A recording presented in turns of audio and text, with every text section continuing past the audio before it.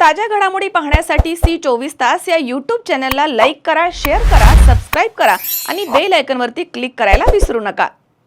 श्रीगोंदा शहरामधील आमदार विक्रम पाचपुते यांच्या माऊली निवासस्थानी 10 ऑगस्ट रोजी जनता दरबाराचं आयोजन करण्यात आलं। या जनता दरबाराला नागरिकांचा उत्स्फूर्त प्रतिसाद मिळालाय। तब्बल 250 नागरिकांनी उपस्थित राहत आपल्या विविध समस्या आणि तक्रारी थेट आमदार विक्रम पाचपुते यांच्या समोर मांडल्या। नागरिकांनी मांडलेल्या प्रश्नांवरती तत्परतेने कारवाई करत आमदार पाचपुते यांनी संबंधित प्रशासकीय अधिकारी आणि कर्मचाऱ्यांशी जागेवरच चर्चा करून प्रश्नांचं निराकरण करण्याच्या सूचना दिल्या आहेत। त्यामुळे अनेक नागरिकांना आपल्या समस्या थेट प्रशासनापर्यंत पोहोचवता आल्या। यावेळी दिव्यांग तसेच ज्येष्ठ नागरिकांना प्राधान्य देत त्यांच्या समस्या जाणून घेण्यात आल्या। आपल्याला जास्त वेळ प्रतीक्षा करावी लागू नये आणि आपल्या प्रश्नांकडे तात्काळ लक्ष दिलं जात असल्याबद्दल दिव्यांग नागरिकांनी आमदार पाचपुते तसेच उपस्थित अधिकारी कर्मचारी यांचे आभार मानले। यावेळी बोलताना आमदार विक्रम पाचपुते म्हणालेत की आजच्या जनता दरबाराला तसेच यापूर्वीच्या जनता दरबाराला देखील नागरिकांचा मोठा उत्स्फूर्त प्रतिसाद मिळत आहे।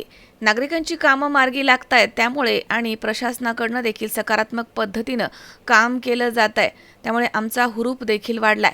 कोणी काहीही वल्गना केली तरी जनतेचा मिळणारा प्रतिसादच त्यांना उत्तर देईल असं त्यांनी म्हटलं।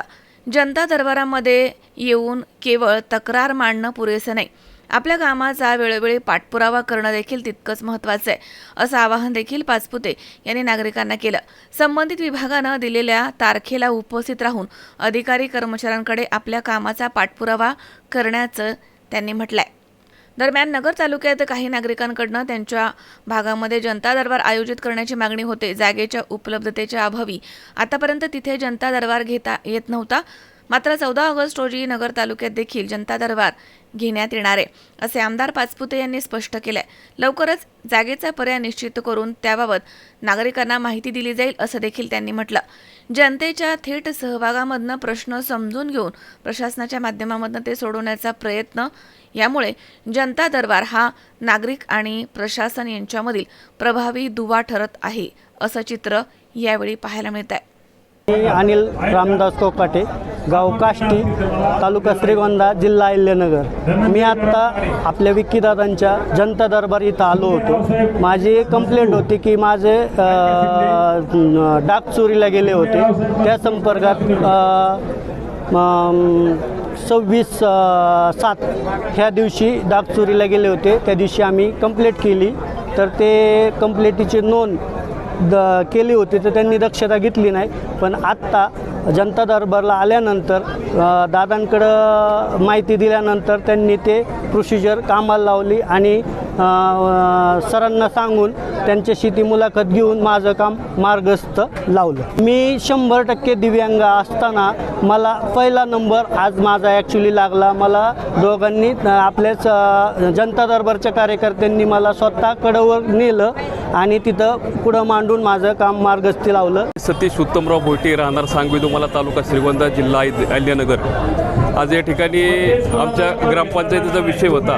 माननीय हायकोर्टाच्या आदेशानुसार गायरान जमिनीवरील घराचे अतिक्रमण आणि शेती अतिक्रमण या संदर्भात हायकोर्टाने आमच्या ग्रामपंचायतीला जे अर्ज दिलेला आहे, यामध्ये अतिक्रमण काढा म्हणून असं निर्णय दिलेला आहे हायकोर्टाने। यामध्ये सर्व ग्रामस्थांना घेऊन आम्ही या ठिकाणी आज श्रीगोंदा तालुक्याचे कार्यक्षम आमदार माननीय विक्रमदादा पाचपुते यांच्या जनता दरबारमध्ये या ठिकाणी आलेलो होतो। जवळजवळ 300-350 लोक या ठिकाणी उपस्थित होते। सर्वांच्या वतीने आम्ही या ठिकाणी आमदार साहेबांना निवेदन दिलं आहे आणि निवेदनामध्ये आम्हाला सकारात्मक चर्चा झालेली आहे। आणि 15 ऑगस्ट या दिवशी आमदार साहेब, तहसीलदार साहेब आणि BDO मॅडम यांनी जे अतिक्रमित लोक आहेत त्या लोकांसाठी 15 ऑगस्ट या दिवशी बैठक ठेवलेली आहे। त्या बैठकीसंदर्भात जो सकारात्मक निर्णय होईल तो लोकांच्या दृष्टीने चांगला असेल असं आम्हाला वाटतं। आणि या ठिकाणी आमदार साहेब, तहसीलदार साहेब आणि BDO मॅडम यांनी जे आम्हाला सकारात्मक या ठिकाणी प्रतिसाद दिलेला आहे, त्यामुळे मी त्यांचं सर्वांचं एकदा संपूर्ण ग्रामस्थांच्या वतीने या ठिकाणी अभिनंदन व्यक्त करतो आणि या ठिकाणी थांबतो। आपला जानेवारी 2025 पासून सातत्याने जनता दरबार सुरू आहे। मधल्या काळामध्ये फक्त आपलं ज्या वेळेस विधानसभेचं अधिवेशन झालेलं पार पडलेलं आहे आणि एकदा मधल्या काळामध्ये आपल्याकडे विधान परिषदेची आचारसंहिता होती. हे वगळता आपल्याकडे कायम जनता दरबार हे पार पडलेले आहेत, सातत्याने पार पडलेले आहेत. आणि हे सगळं होत असताना आजचा जो जनता दरबारामध्ये प्रतिसाद हा खूप उत्स्फूर्त होता. म्हणजे अर्जांची संख्या ही 250हून अधिक आली होती, पण याच्यापेक्षा निवेदनं देण्यासाठी आणि खास भेटण्यासाठी आलेली संख्या होती ती काही हजारामध्ये गेली होती. म्हणजे आजचं जर आपण पाहिलं तर खूप उत्स्फूर्तपणे प्रतिसाद मिळालेला होता आणि असाच प्रतिसाद हा जनतेचा आहे. म्हणजे कोणी काही जरी वल्गना केली तरी मी मागे म्हणलो होतो की जनताच उत्तर देईल. त्यामुळे आम्हाला कोणालाही उत्तर द्यायची गरज पडली नाही. आज जनतेने सुद्धा उत्तर दिलेलं आहे आणि या जनता दरबारला सर्वच अधिकाऱ्याने एक सकारात्मक प्रतिसाद दिला आणि आल्यानंतर प्रश्न सुटतात या अनुषंगाने लोकांचा प्रतिसाद हा वाढत आहे. त्यामुळे येणाऱ्या काळामध्ये आमचंही काम करण्याचा हुरूप आहे हा वाढत राहणार आहे आणि जे काही प्रकरणं आहेत आम्ही ते निकाली लावण्याच्या दृष्टिकोनातनं मी व सर्व अधिकाऱ्यांनी हा एक सकारात्मक प्रयत्न केलेला आहे. आणि आजचा आकडा साधारण 250च्या आसपास असेल. अजून कंपायलिंग सगळं झालं नाही, पण 250+ आकडा असण्याची शक्यता आहे. पाठपुरावा करत असतो आम्ही. अडचण अशी होते की साधारण जे काही प्रश्न येतात त्यातनं जवळजवळ 80% हे प्रश्न मार्गी लागत असतात आणि एकदा आमच्याकडे अर्ज आल्यानंतर त्याचा पाठपुरावा करण्यासाठी आमची जी इंटरनल ऑफिसची टीम आहे ही त्याचा रेग्युलर संबंधित खात्याबरोबर पाठपुरावा करत असते. पण हे होत असताना काय होतं, काही ठराविक प्रश्न असे असतात की जे तालुका स्तरावरचे नसतात. मग ते प्रश्न तर मार्गी लागू शकत नाही, कारण त्याचा इथं तालुक्याला आम्हाला फॉलोअप घ्यायला मर्यादा असते. त्याचबरोबर काही प्रश्न असे असतात की जे टेक्निकली अडचणीचे असतात. आता मगाशी एक असं प्रकरण होतं की मोजणी झाली, पण त्या व्यक्तीचं म्हणणं की मला ही मान्य नाही, मला वेगळी मोजणी झाली पाहिजे. आता जी काही होईल ती शासकीय नियमाच्या पलीकडे काही होऊ शकत नाही. किंवा काही असे निकष असतात की ज्याच्यामध्ये शासकीय योजनाच कोणती नसेल, पण लोक शेवटी काय होतं, जनता दरबार म्हणल्यावर आम्ही कोणाला थांबवू शकत नाही, प्रत्येक जण येऊन प्रश्न मांडत असतो. त्यामुळे एक 10-5% दरवेळेस असे प्रश्न असतात की जे मीच काही कोणताही आमदार किंवा कोणताही अधिकारी मार्गी लावू शकत नाही. त्यामुळे अनेक वर्षापासून प्रलंबित असणारे प्रश्न असतात जे प्रश्नांना कोणतेही वाचा फुटू शकत नाही, कारण ते नियमातच बसत नाही.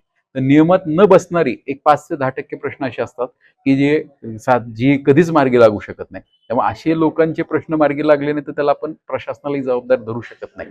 काही प्रश्न असे असतात की ज्यांना खूप पाठपुरावा करावा लागतो.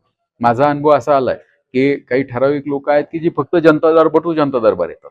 म्हणजे आमचीही लोक फॉलोअप करत असतात, त्यांना फोन करतात, पण ते जर शेवटी काय की नुसतं जनता दरबारमध्ये येऊन प्रश्न सुटणार नाही. त्यानंतर ज्यावेळेस तुमच्या तारखा असतील किंवा ज्यावेळेस तुम्हाला त्या डिपार्टमेंटला पाठपुराव्याला बोलवलं जातं त्या ठिकाणी आपण गेलं पाहिजे.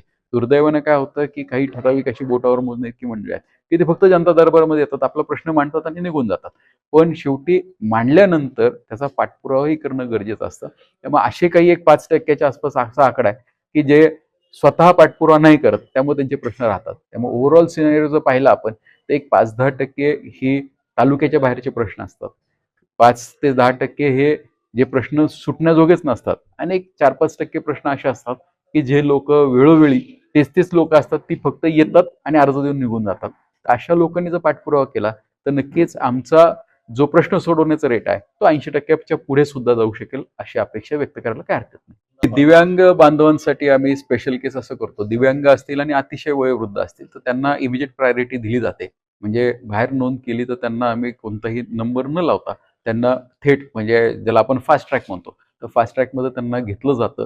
कारण शेवटी काय होतं की तो एकटा आलेला नसतो, त्याच्याबरोबर सहाय्यक असतात, सगळी लोक अडकून पडतात. असं होण्यापेक्षा अशा लोकांना आम्ही इमिजिएट आतमध्ये घेत असतो. तर मागच्या वेळेस एक जनता दरबार झाला होता. दुर्दैवाने तिथे वैयक्तिक माझं कार्यालय कोणतं नसल्यामुळे जागेची अडचण होते. पण यावेळेस आम्ही ठरवलंय की एक कार्यालय आहे ज्या ठिकाणी आम्हाला माफक दरामध्ये ते कार्यालय द्यायला तयार झालेले आहेत.